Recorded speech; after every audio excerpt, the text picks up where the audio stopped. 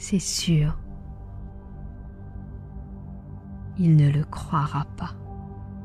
Il ne me croira pas.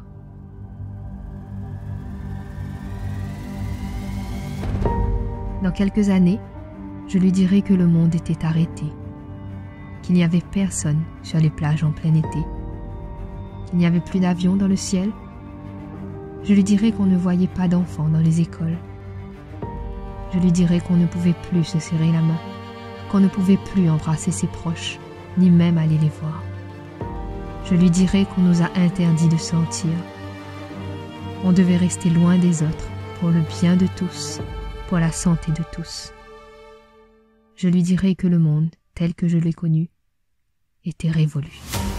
Dans quelques années, je lui dirai que le temps s'était arrêté, que l'activité humaine avait cessé. Le temps de quelques jours, le temps de quelques semaines, le temps de quelques mois. Les repas en famille, entre amis, tout ça, c'était fini. Je lui parlerai de notre nouveau monde. Les plages, les restaurants, le cinéma, tout a fermé. Tout était vide. Dans quelques années, je lui raconterai. C'est sûr, il ne le croira pas. C'est comme ça que tout a commencé. Un geste banal, anodin, un geste qu'on fait tous plusieurs fois par jour. L'ennemi est invisible et pourtant, il a chamboulé, bouleversé notre vie. Il a fait plonger l'homme dans un autre monde, un monde différent, dans un monde inconnu, un monde dans lequel on doit se remettre en question, un monde dans lequel nous sommes impuissants.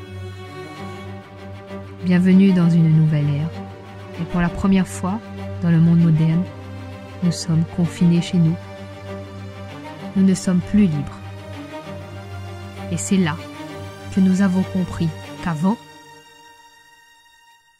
nous étions riches, riches de nos échanges, riches de nos relations, nos rires, nos sourires, riches de nos partages.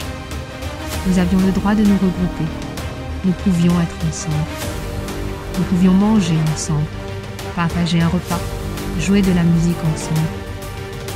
Nous pouvions être les uns à côté des autres, s'échanger des objets. Nous partagions de bons moments.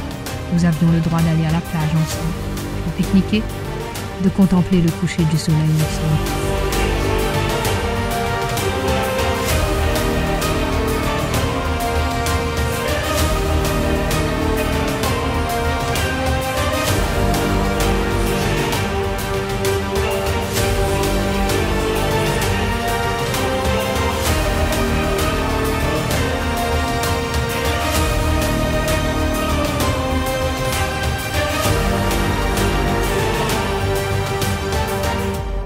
Pourrons-nous retrouver notre vie d'avant ?